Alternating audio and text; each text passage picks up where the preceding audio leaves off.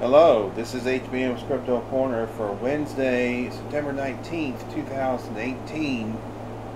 Today is actually my sister's birthday. It's also Adam West's birthday. R.I.P. Adam West, TV's Batman. He would have been 90 today. So, anyway, we got some interesting cryptid news to talk about.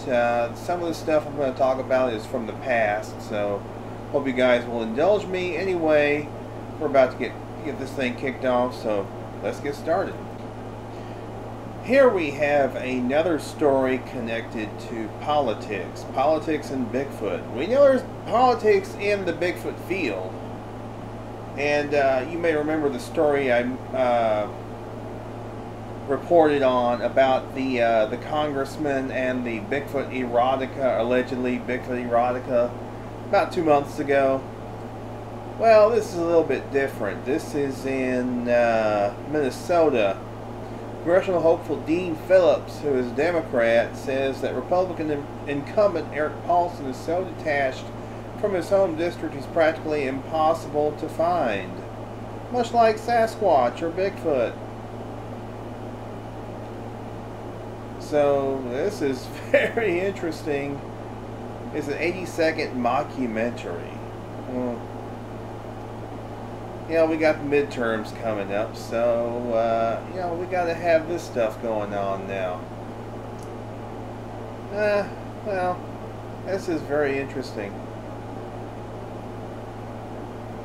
I like this line right here. Paulson's campaign has not responded to the ad, but hopefully they'll fire back with a response ad starring the Loch Ness Monster and or a Chupacabra. Well, I'm going to keep you guys updated on this as far as who wins the race. Will this Democrat congressional hopeful be able to win office with this ad campaign? Only time will tell. Next is a review and I guess maybe a sneak peek at the upcoming Small Town Monsters movie, The Bray Road Beast. And this looks really interesting. Lauren Coleman actually got to see it and has given it a really great review. He really enjoyed it. And I'm looking forward to seeing this. This is being released just in time for Halloween.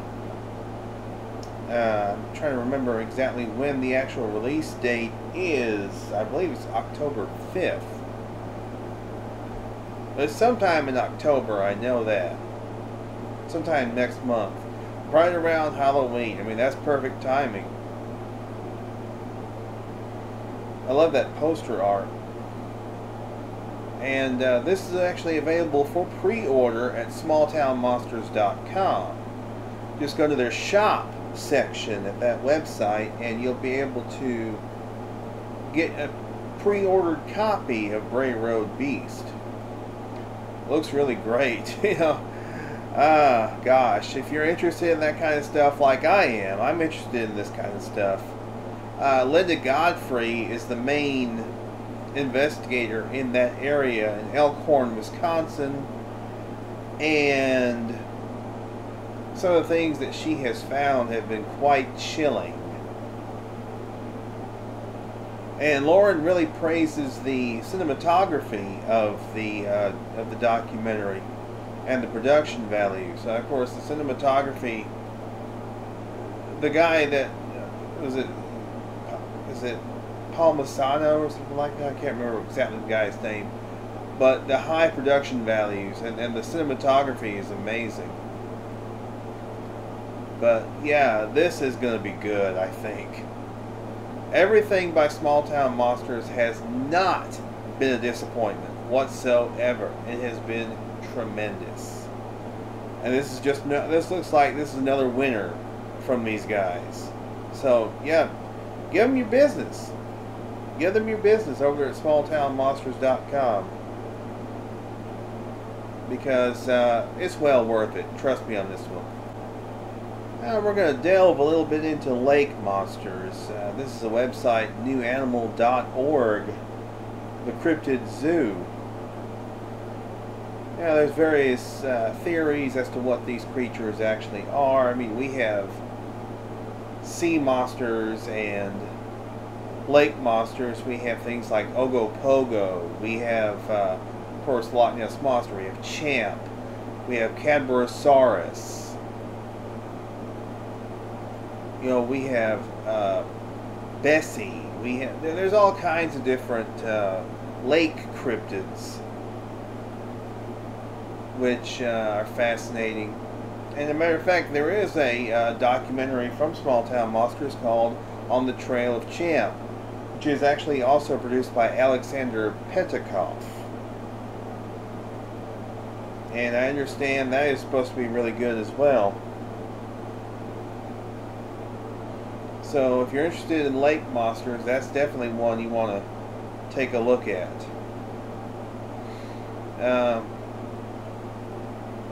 But yeah, I mean, lake monsters are also it's something that I'm fascinated with. Because, I mean, what are they? Where do they come from? How could they have survived over millions of years? If they're plesiosaurs, and what exactly are they? Are they plesiosaurs? Are they zeuglodons? Are they long-necked whales or anything like that? What are they exactly? It's always fascinating to wonder exactly what they could be. So, some very cool stuff here. I want to kind of deviate a little bit into what I understand the recent Mothman Festival was very well received up there in Point Pleasant, West Virginia. My good friend Shelley Covington, Montana, attended the event and said it was hot and humid all weekend, but it was fun. Personally, I would love to one of these days go to the Mothman Festival. Maybe next year. Here's another short article about the lake monsters of America. You know, I mentioned Champ and I mentioned Ogopogo and Cadborosaurus and other things like that. Apparently there's some down in Florida. What's that? That North Carolina apparently has one. Southern Georgia, northern Florida, Pennsylvania. Wow. Seems to be quite a few lake monsters and things of that nature. There's also the Goat Man, also known as the Lake Worth monster. But I always thought that was more of a Sasquatch type creature. Honey Island Swamp Monster, I always thought that was also a Sasquatch type creature. Giant Octopus of Lake Thunderbird, Eel Pig of Harrington Lake, Alkali Lake Monster. Now that's in Nebraska. Very fascinating stuff here.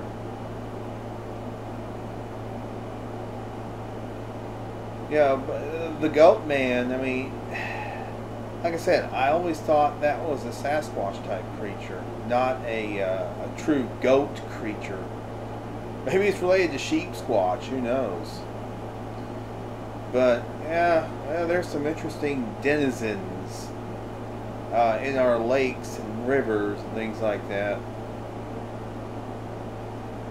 And of course on land as well. But you know, of course the only thing is we have to have proof of these creatures being in existence. Only way to get that proof is, of course, to have a body or a piece of a body. You know, how do you kill a sea serpent or a lake monster? There's got to be a way. Got to be a way, so we can prove that these things are real.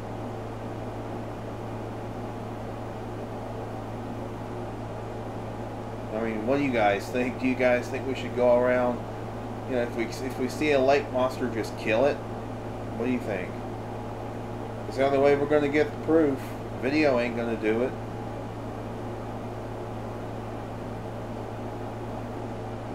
Now, I mean, I think there are ways to prove something exists without having to kill it. But I don't know. But science requires a specimen, as we all know. Speaking of specimens, did we have a specimen of what may have been a Neanderthal man back in the late 60s? Of course, you know I'm talking about the Minnesota Iceman, which was examined by two scientists, Bernard Heuvelmans and Ivan T. Sanderson. Now, I've been reading the book Neanderthal, The Strange Saga of the Minnesota Iceman, which is the recently translated book by Bernard Heuvelmans. Now, there was also a section by Boris Porshnev, but that has not been translated into English. I may have to find someone that speaks Russian and English to translate that one. But Paul LeBlanc translated the Heuvelmans book, or the Heuvelmans book, and this is the entire Argosy magazine article, the very first Argosy magazine article from May of 1969. It's on BigfootEncounters.com.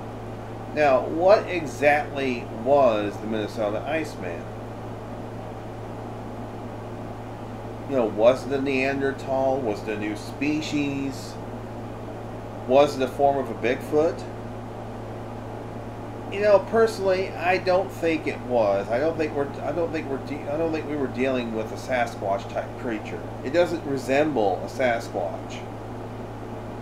It resembles more like a caveman or a like a primate of some sort, perhaps an relic hominoid or hominid. It does not resemble your classic Sasquatch or Bigfoot.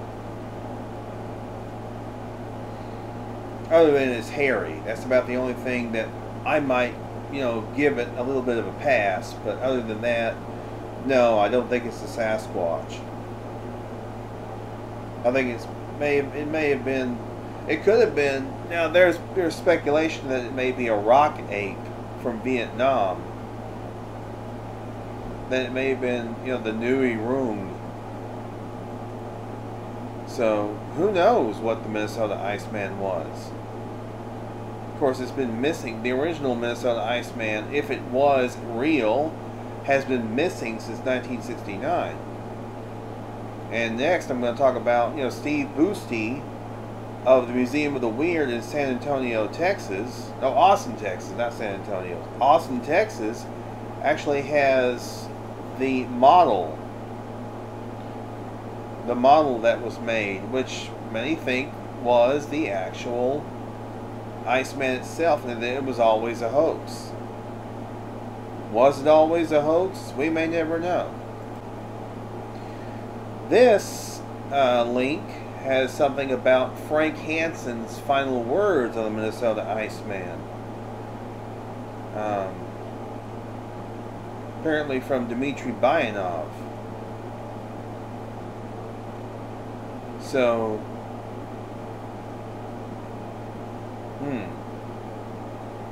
So, what was Hansen's final word? Who knows?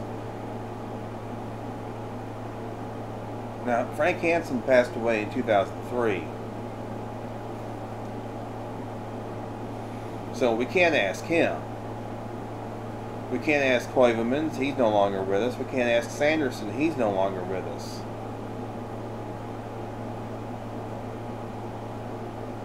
So we really don't have too many links to the Minnesota Iceman.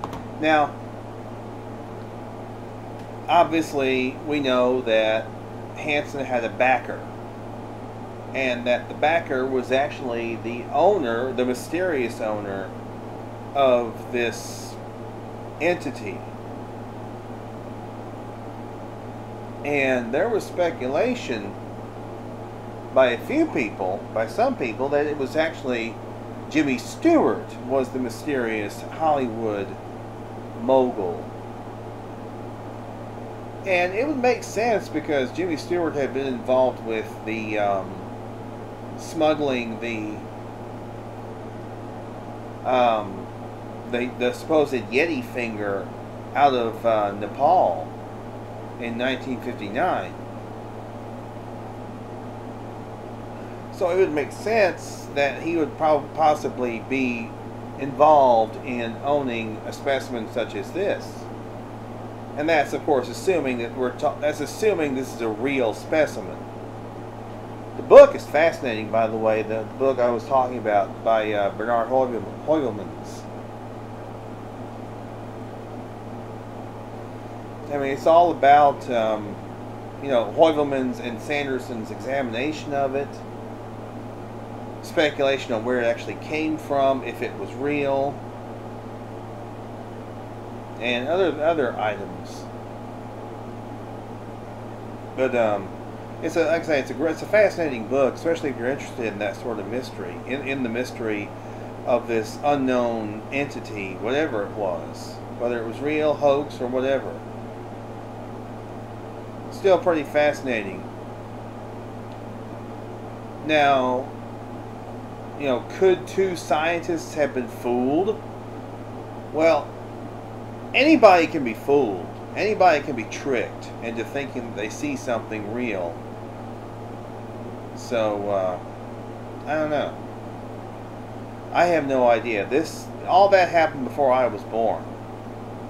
But I have talked to people who actually saw the Minnesota Iceman when it was on display in the 70s and 80s. And they said that it looked and smelled real. That there was putrefaction coming from it. It had an odor to it.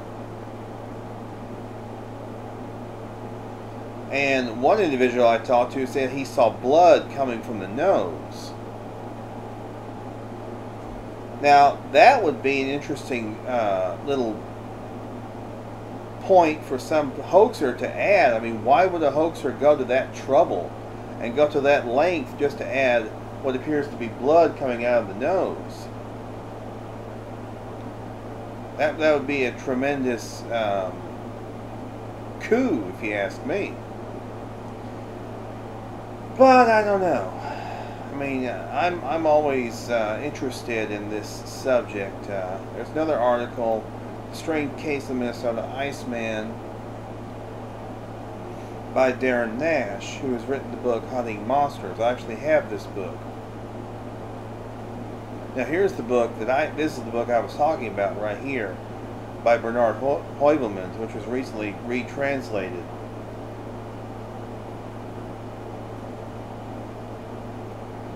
Now, Darren Nash, of course, comes at this from a skeptical point of view.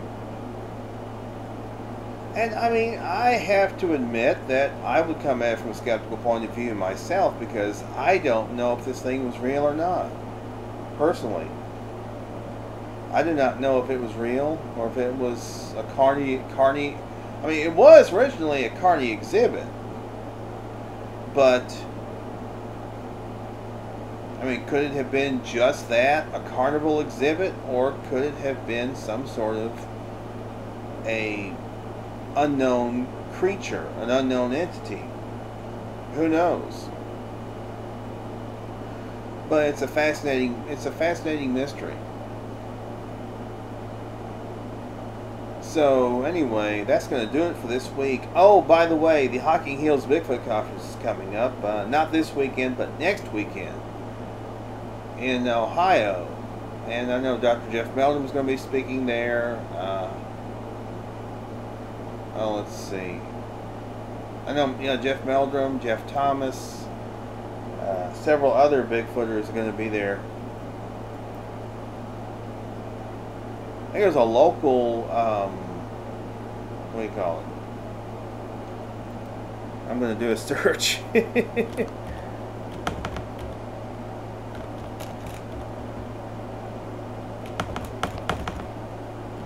I can't quite remember who all is going to be speaking. Okay, here's the and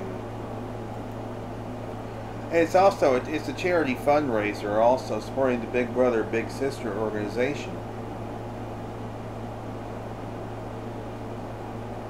And I think I mentioned last week that tickets are no longer available. If you missed out, Lyle Blackburn, yes, he's going to be there. Jeff Thomas, Larry Batson, the animal guy, Also, Dr. Jeff Meldrum. They don't have Meldrum listed here, but he is one of the speakers.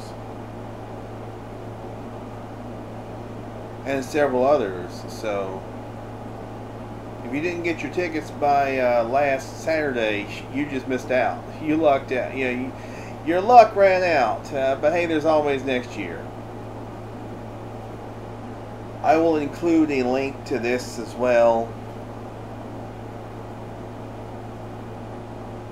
Maybe, and there's always a possibility there might be tickets sold at the door or at the event. Mark always does that with the Ohio Bigfoot Conference. So maybe B and the others who are the organizers of this event will do the same thing. Mark always has overflow tickets for the OBC, the Ohio Bigfoot Conference, for those who attend that event every year. I reported last week that Mark was probably going to be announcing the first speaker for the 2019 event last Saturday. I thought it was going to be last Saturday. Maybe it's going to be this Saturday. I'm not really sure. So anyway, I also wanted to say something that I saw that Bigfoot Dave had gone with Robert Robinson to the Mothman Festival. I'm glad to see Bigfoot Dave doing well. He had some health issues for a while. He had a few health problems. I'm glad to see him back on the mend. Hope to see him at the Ohio Bigfoot Conference next year. Bigfoot Dave Miller. Yes. Good guy. Good guy. I like Bigfoot Dave. Anyway, I guess that's it from this end. Thanks guys for tuning in. And I'm going to, of course, try and have a show up every week, as I always do. And I'll let you know about more events that are coming up. I'm trying to think if there's anything else that's occurring, that's coming up in the near future. If I find out about anything, of course, I'll let you know. And if there's late breaking news, again, that will be here as well. So, anyway, I mean, you guys, you know how I feel about you guys. You guys are awesome. So, until next Wednesday, y'all be good or be good at it. Oh, and the first day of fall is this Saturday. So, happy autumn. Happy early autumnal equinox. Anyway, again, y'all be good or be good at it. This is May-HBM's Crypto Corner.